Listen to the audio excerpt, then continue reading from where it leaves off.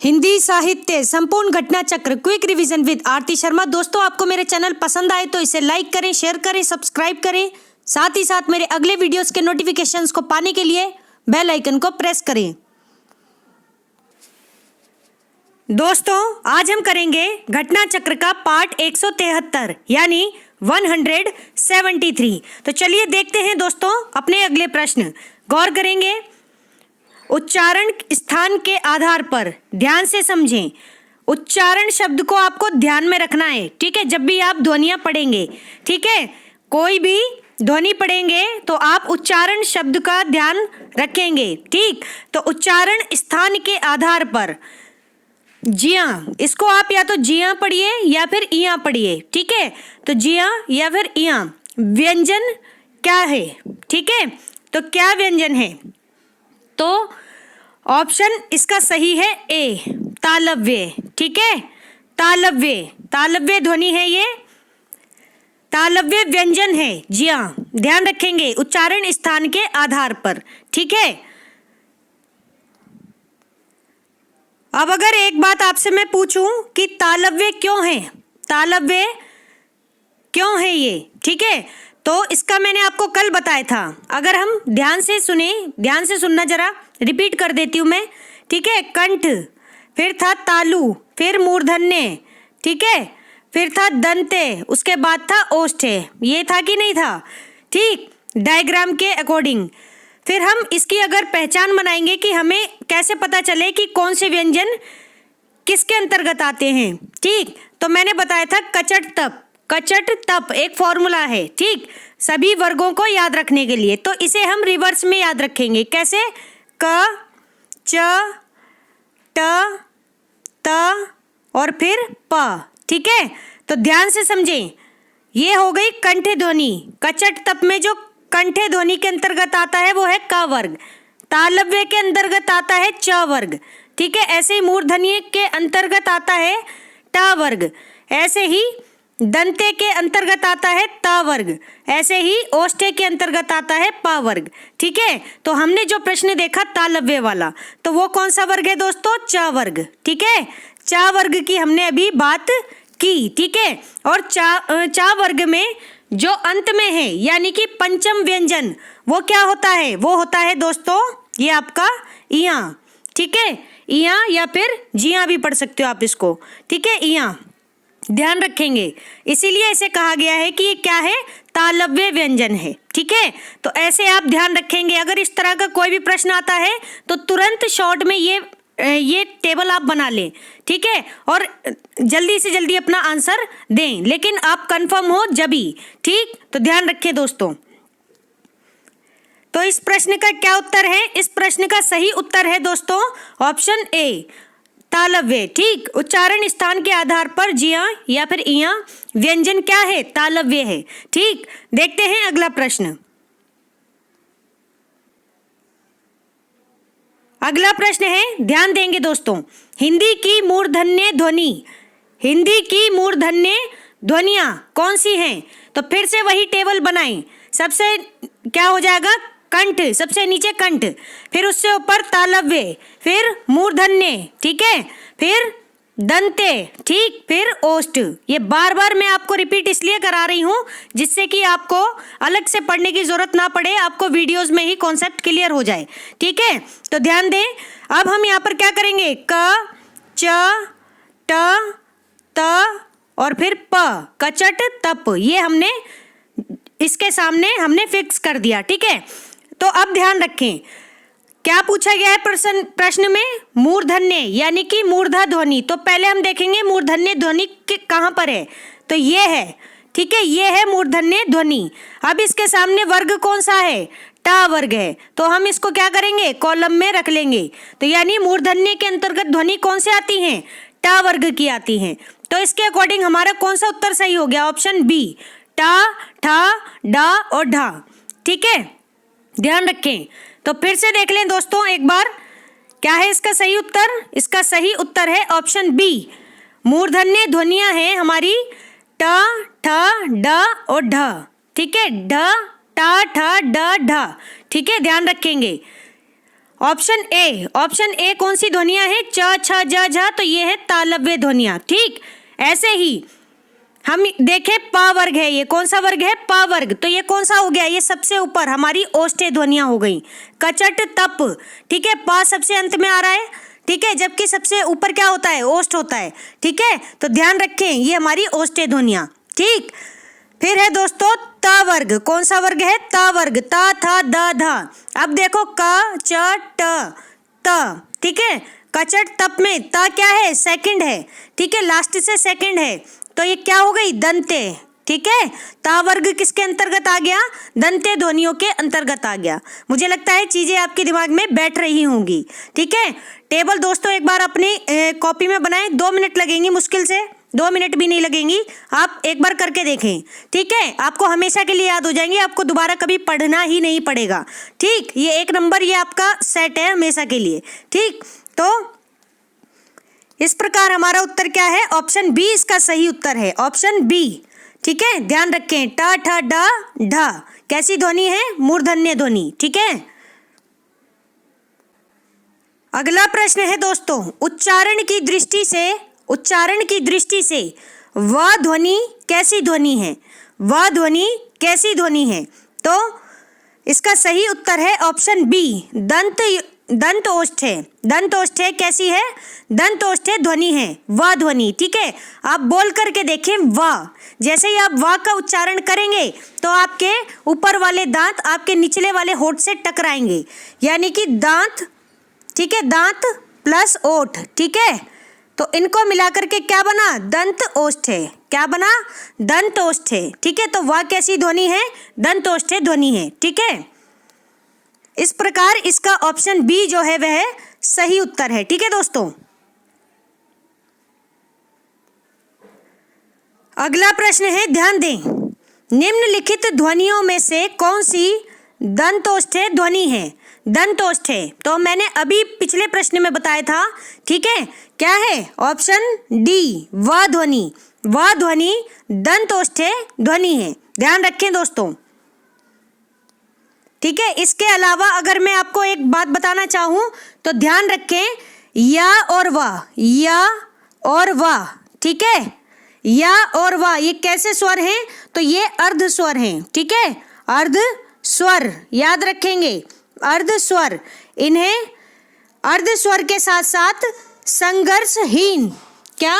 संघर्षहीन, ठीक है, व्यंजन भी कहते हैं, संघर्षहीन। ठीक है, याद रखेंगे, ये बहुत ही डीप बातें बता रही हूं आपको मैं।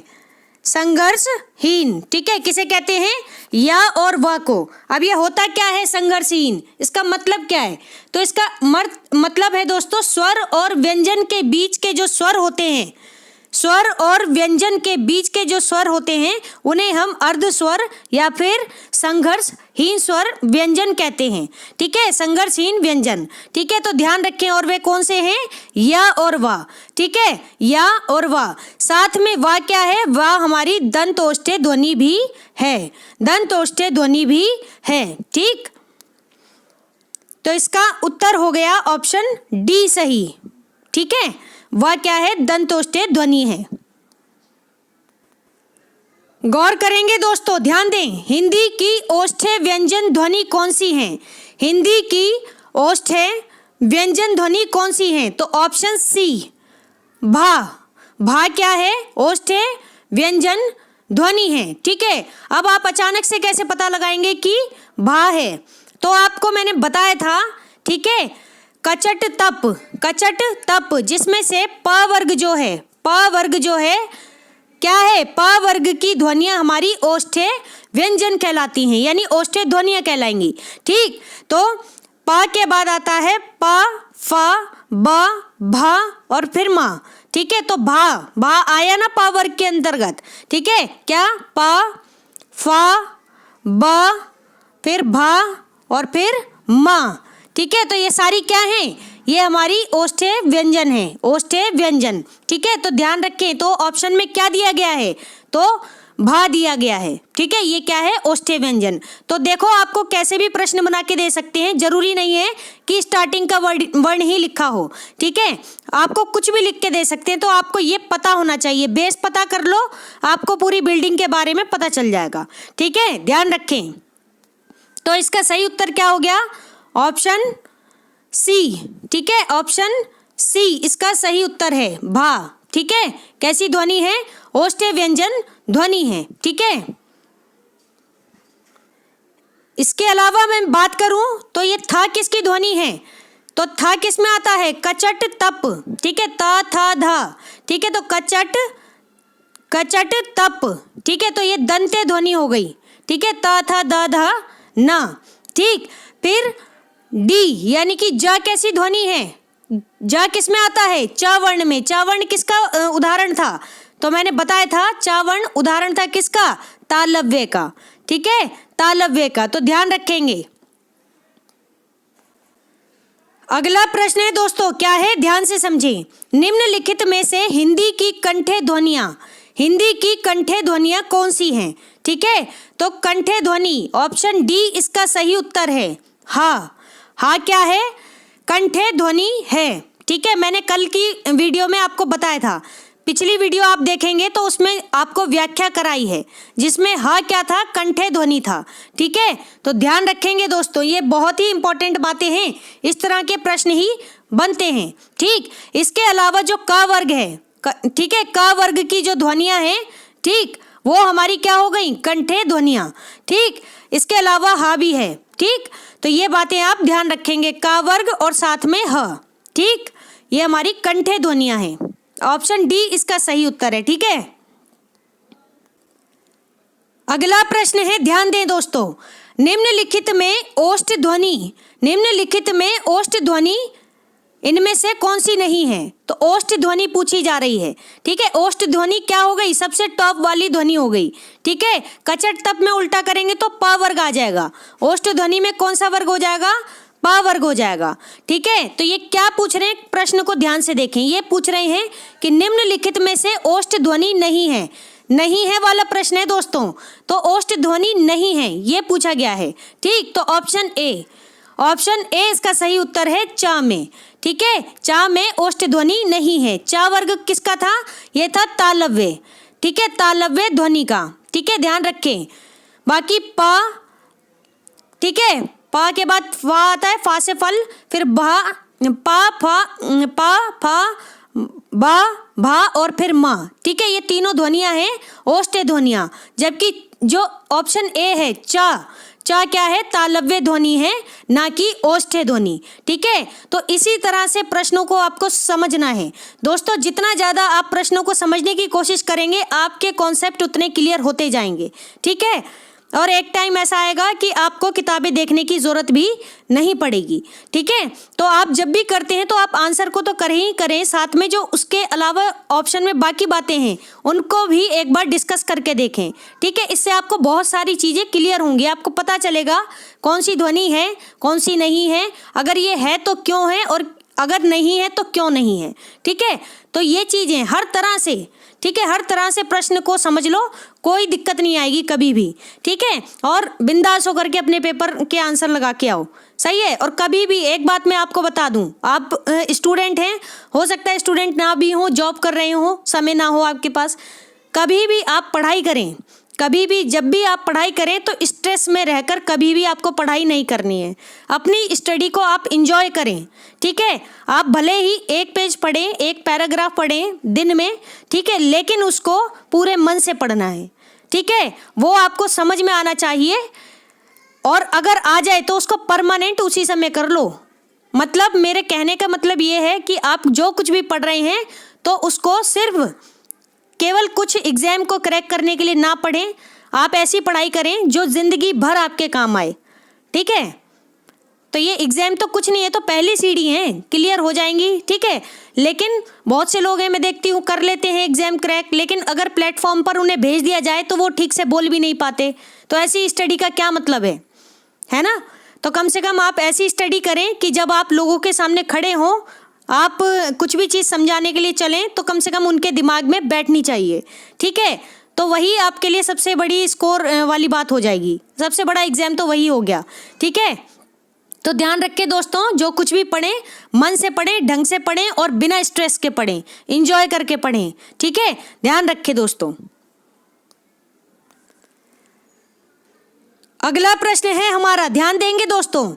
द ध्वनि का उच्चारण, द ध्वनि का उच्चारण स्थान के आधार कौन सा होता है? ठीक है, द ध्वनि का उच्चारण स्थान, ठीक है, किसके आधार पर है? तो या फिर इसका उच्चारण स्थान का आधार क्या है, ऐसे होगा ये प्रश्न। ठीक है, तो इसका सही उत्तर है ऑप्शन बी, दंते। ठीक है, दंते ध्वनि है दोस्तों। ठीक, तो कचट तप, कचट तप याद रखें, तो त वर्ग की जो ध्वनियां होंगी वो हमारी दंते ध्वनियां होंगी। ठीक है, ध्यान रखें, त थ द ध न। ठीक है, त थ द ध न, ये क्या हो गई? दंते ध्वनियां हो गई हमारी। ठीक है, ध्यान रखेंगे। तो द हमारी आती है इसमें, तो ये क्या हो गई? ये हमारी दंते ध्वनि। ठीक है, तो इस प्रश्न का सही उत्तर है दोस्तों ऑप्शन बी। ठीक है, याद रखेंगे। अगला प्रश्न है, क्या प्रश्न है? ध्यान देंगे दोस्तों, गौर करें। निम्नलिखित में कौन मूर्धन्य ध्वनि नहीं है? तो नहीं है वाला प्रश्न है, मैंने हमेशा बताया है कि आपको ध्यान से पढ़ना है। तो निम्नलिखित में से मूर्धन्य ध्वनि नहीं है। ठीक है, मूर्धन्य ध्वनि कौन सी हो गई? यानी कि सेंटर वाली, यानी कि कंठ, तालव्य, मूर्धन्य। ठीक है, फिर इसके ऊपर आ गई दंते, फिर आ गई ओष्ठ। ठीक है, ओष्ठ, ध्यान रखें सबसे टॉप पे ओष्ठ। तो मूर्धन्य में कचट तप, क च ट, फिर त और फिर प। ठीक है, तो ट वर्ग की ध्वनियां हो गई मूर्धन्य ध्वनियां। ठीक है, तो इसका अब देखो यहाँ क्या है, प्रश्न क्या है, पूछ रहा है कि मूर्धन्य ध्वनि नहीं है, तो ट वर्ग में कौन सी आती है? ट, ठ, ड, ढ। ठीक है, और अणा। ठीक है, टा ठा ढा और क्या हो गया? अणा। ठीक है, अणा, ये ध्यान रखें, ये ध्वनियां होती हैं टा वर्ग में। अब देखो ऑप्शन में क्या क्या है। ऑप्शन ए में टा है, सही बात है। ठीक है, ऑप्शन बी में ठा है, ये भी सही है। ठीक है, यानी मूर्धन्य ध्वनि है। फिर आती है ऑप्शन सी में ढ, ये भी मूर्धन्य ध्वनि है। लेकिन ऑप्शन डी क्या है? ढा। ऑप्शन डी क्या है? ढा। ठीक है, तो ध्यान रखें दोस्तों। अब ये क्यों नहीं है, ये मूर्धन्य ध्वनि क्यों नहीं है, ये बात भी समझ लें। ठीक है, तो इन पांचों में से तो ये पांचों में से ये तीन तो हैं जो कि नहीं है। ठीक है, ये सारी मूर्धन्य ध्वनियां हैं और जो नहीं है वो है डी ऑप्शन। ध्यान से देख लें, ढा। अगर आपको याद हो तो मैंने दो बातें बताई थी दोस्तों। मैंने बातें बताई थी, क्या बताई थी? कि एक ध्वनि होती है, एक ध्वनि होती है क्या? अड़ा। ठीक है, अड़ा, इसको अड़ा प्रोनाउंस करेंगे आप। ठीक है, और इसके बाद होता है क्या? ढा। ढा, यानी कि इसको क्या पढ़ेंगे? अड़ा। ठीक है, इसको क्या पढ़ेंगे? ढा। डा नहीं, ढा। ठीक है, ये हा का साउंड आवाज आनी चाहिए। ठीक, अब ये दोनों क्या हैं, इनको भी समझ लें, इंपॉर्टेंट बात है। क्वेश्चन ऐसे ही फंसाते हैं, सिर्फ बिंदी के खेल से देख लो सब कुछ बदल गया है, बिंदी की वजह से सब कुछ बदल गया है। तो दोस्तों ये सबसे पहली बात आप जान लें, ये दोनों क्या है? गौण व्यंजन है। क्या है? गौण व्यंजन। एक बार फिर से देखेंगे, एक बार फिर से देखें, ड और ढ। ठीक है, ढ, ये क्या है? गौण व्यंजन, गौण व्यंजन। ठीक है, इसके अलावा इसको उत्क्षिप्त व्यंजन भी कहते हैं, उत्क्षिप्त व्यंजन। ठीक है, उत्क्षिप्त व्यंजन। इसके अलावा इसको दोस्तों ताड़न जात भी कहते हैं, ताड़न जात व्यंजन। ठीक है, ताड़न जात व्यंजन, सही है, ताड़न जात। इसके अलावा इसे द्विगुण व्यंजन भी कहते हैं। क्या? द्विगुण व्यंजन। कौन से व्यंजन? द्विगुण व्यंजन। ठीक है, तो ये चार नाम हैं इनके, गौण व्यंजन, ठीक है, उत्क्षिप्त व्यंजन, ताड़न जात व्यंजन, द्विगुण व्यंजन। ठीक है, क्योंकि जब हम इन्हें बोलते हैं तो ऐसा लगता है कि एकदम से तड़ित, ठीक है, तड़ित हो रहे हैं, बिजली कड़कती है जैसे। ठीक है, तो आपको सुनाई देगा अलग से, तो वो जो कड़ाक सी आवाज़ जो आपको सुनाई देगी, जैसे पड़ा पढ़ा बोल करके देखें तो एकदम से आपको क्या है, दबाव महसूस होगा। इन वर्णों पर, इन व्यंजनों पर आपको क्या दबाव सा महसूस होगा, एकदम से सुनाई देगा ये आपको। करके देखें, बोल करके देखें 2-4 शब्द, ठीक है, चीज़ें आपके दिमाग में सेट हो जाएंगी। बाकी दोस्तों ये 4 नाम आपको जरूर याद रखने हैं, इनमें से ऑप्शन में कुछ भी आ सकता है, ठीक है, तो घबराना नहीं है। हमने क्या होता है कि ज़्यादा डीप स्टडी नहीं की होती, 1-2 नाम पढ़े होते हैं और एग्जामिनर कुछ और उठा करके पूछ लेता है, ठीक है, फिर बोलते हैं हम कि ये कहाँ से आ गया, ये तो हमने पढ़ा ही नहीं था, ठीक है। तो आपको ध्यान में रखनी है ये चारों बातें, ठीक है। तो हम कर रहे थे क्या, अपना प्रश्न। इसका सही उत्तर क्या है दोस्तों, निम्नलिखित में से कौन मूर्धन्य ध्वनि नहीं है? तो ऑप्शन डी जो है ढा क्या है, मूर्धन्य ध्वनि नहीं है। बाकी ट, ठ और ड, टा, ठा और ढ, ठीक है, ये क्या है, ये क्या है, ये सारी मूर्धन्य ध्वनि है, जबकि अढ़ा हमारी मूर्धन्य ध्वनि नहीं है। इसको अढ़ा पढ़ें आप, ठीक है, ध्यान रखें, उसको अढ़ा और इसको अढ़ा, ठीक है, हा की साउंड आएगी लास्ट में, तो ध्यान रखें दोस्तों। अगला प्रश्न है, ध्यान देंगे, क्या है, ओ और औ। ओ और औ किस प्रकार के वर्ण हैं? वर्ण पूछे जा रहे हैं, तो ऑप्शन डी कंठ ओष्ठ्य वर्ण। कंठ ओष्ठ्य वर्ण यानी कि कंठ और ओष्ठ का सहारा लेकर हम इनका उच्चारण करते हैं, किनका, ओ और औ वर्ण का, ठीक है, कंठ ओष्ठ्य वर्ण, ठीक है, ध्यान रखें। कंठ सबसे हमारे गले के पास कंठ होता है और ओष्ठ कहाँ होता है, हमारे मुख का सबसे अग्रभाग, सामने की तरफ, बाह्य भाग, ठीक है, ऊपर। तो कंठ ओष्ठ है, ठीक है, कंठ ओष्ठ को मिलाकर आप बोल के देखें, ओ और औ, ओ और औ। तो जो आपका जो इसको बोलने में, उच्चारण में जो आपको दबाव महसूस होगा वो आपको अपने कंठ की तरफ महसूस होगा, ठीक है, और जो निकलेगा आपका ये जो वायु प्रवाहित होगी वो कहाँ से, ओष्ठ की तरफ से होगी। ओ बोल के देखें, ठीक है, तो आप खुद करके देखें प्रैक्टिकल अपने ऊपर, आपको समझ में आ जाएगा। तो ओ और औ कैसे वर्ण है, कंठ ओष्ठ्य वर्ण है, ठीक है, ध्यान रखें। अगला प्रश्न है दोस्तों, क्या है, ध्यान से समझेंगे। हिंदी की श ध्वनि, हिंदी की श ध्वनि कैसी ध्वनि है, ठीक है, तो इसका सही उत्तर है ऑप्शन बी तालव्य ध्वनि। तालव्य ध्वनि है, ठीक है। बाकी मैंने आपको बताया था, ठीक है, तालव्य में कौन से वर्ग की ध्वनि आती है, च वर्ग की, च वर्ग की ध्वनियाँ आती हैं।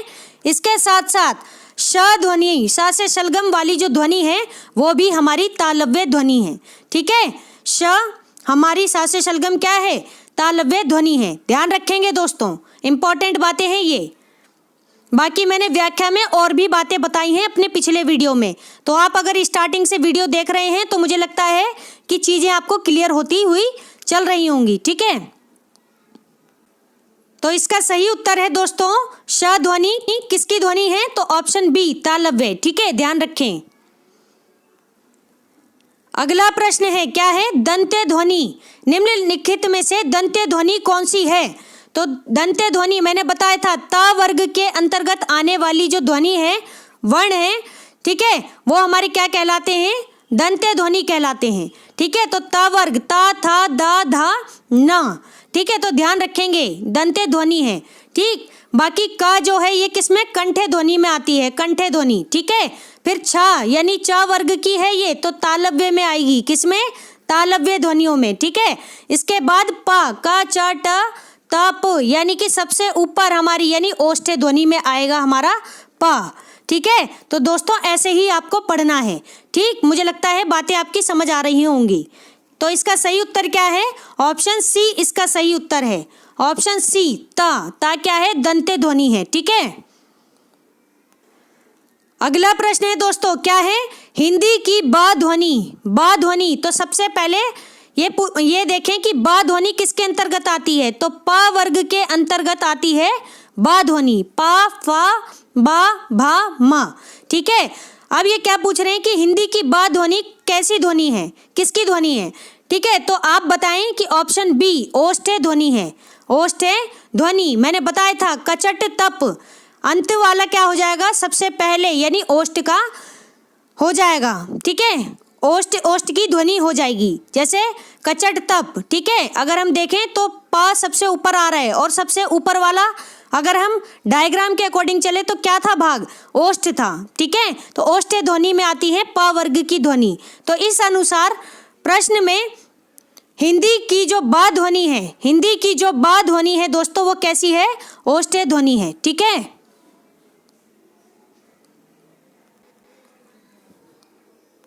गौर करेंगे दोस्तों, अगला प्रश्न है अड़ा और अढ़ा, अड़ा और अढ़ा, ये जो ध्वनियां हैं, ठीक है, इन ध्वनियों के विषय में कौन सा कथन शुद्ध है, शुद्ध कथन बताना है। तो क्या है, ऑप्शन बी, ठीक है, ऑप्शन बी जो है कथन शुद्ध है। अभी मैंने बताया था, देख लो प्रश्न भी आ गया, ठीक है। मैं बता रही हूँ, ये मैंने इतना मतलब देखा है, ये सबसे इंपॉर्टेंट प्रश्न में आता है ये, ठीक। तो इसको आपको अच्छे से समझना है। अढ़ा, एक तो अड़ा और एक अढ़ा, ये दो ध्वनियां हैं, ठीक। इसका शुद्ध कथन है दोस्तों ऑप्शन बी, क्या है, ये मूर्धन्य उच्चिप्त ध्वनियां हैं। लो, एक नाम और पता चल गया हमें। अभी तक हम इसे क्या देख रहे थे, हम देख रहे थे कि ये गौड़ व्यंजन है, गौड़ व्यंजन, उच्चिप्त व्यंजन, ठीक है, साथ में ताड़नजात व्यंजन, द्विगुण व्यंजन, ठीक है। अब हम इसको और एक और नाम हम इसको दे देते हैं, क्या, मूर्धन्य उच्चिप्त व्यंजन, मूर्धन्य उच्चिप्त व्यंजन, ठीक है। तो ये बात ध्यान रखें दोस्तों, ये टर्म आपको पता होनी चाहिए, ठीक है, ये चीज पता होनी चाहिए आपको। अब मूर्धन्य उच्चिप्त व्यंजन कहने से क्या अभिप्राय है, तो आपको मैं एक बात बताऊं, मूर्धन्य हमने देखा था, मूर्धन्य या फिर मूर्धा, इसके अंतर्गत कौन सी वर्ग की आती थी ध्वनि, तो दोस्तों ट वर्ग की ध्वनि आती थी। अगर हम ट वर्ग की ध्वनि देखें तो ट, ठ, ड, ढ, ठीक है, और फिर अण, ठीक है, ट, ठ, ढ, फिर अण, ये हैं। लेकिन उच्छिप्त क्यों कह रहे हैं, तो उच्छिप्त ये है कि क्योंकि इसमें कहीं भी बिंदी नहीं है, ठीक है, लेकिन इसी के जैसी जो सेम है, ठीक है। आप अगर कंपेयर करें ड को किससे कंपेयर करें, अढ़ा से, अढ़ा से, और ढ को कंपेयर करें किससे, अढ़ा से, ठीक है, तब आप समझेंगे कि ये जो है बिल्कुल सिर्फ बिंदी की वजह से क्या हो गए हैं, उच्छिप्त व्यंजन हो गए हैं। हालांकि ये वर्ग कौन सा है, किस वर्ग में आती हैं इसी के जैसी ध्वनियां, तो मूर्धन्य वर्ग में, मूर्धन्य ध्वनि के अंतर्गत आती हैं, ठीक है। तो इस वजह से ये शब्द इस्तेमाल किया गया है, क्या, कि अड़ा और अढ़ा, अड़ा और अढ़ा ध्वनियां क्या हैं, कैसी ध्वनि है, मूर्धन्य उच्चिप्त ध्वनि, मूर्धन्य उच्चिप्त ध्वनि है, ठीक है। वो लाइन याद रखें, ट वर्ग की ध्वनियां मूर्धन्य ध्वनियां होती हैं और उसके अंतर्गत आने वाली ड और ढ, ठीक है, जो कि मूर्धन्य ध्वनियां हैं, उसी के समान एक अढ़ा और अढ़ा ध्वनि जो होती हैं उसे हम मूर्धन्य उच्चिप्त ध्वनियां कहते हैं, ठीक है। इस तरह से आप इसको समझें दोस्तों, ऑप्शन बी इसका सही उत्तर है, ठीक है, ध्यान रखें ऑप्शन बी। तो दोस्तों हमारा आज का ये वीडियो यहीं समाप्त होता है। Thanks for watching. अगर आपको मेरे वीडियोस पसंद आ रहे हैं तो इन्हें लाइक करें, शेयर करें, मेरे चैनल को सब्सक्राइब करें, साथ ही साथ मेरे अगले वीडियोस के नोटिफिकेशंस को पाने के लिए बेल आइकन को प्रेस करें। धन्यवाद दोस्तों।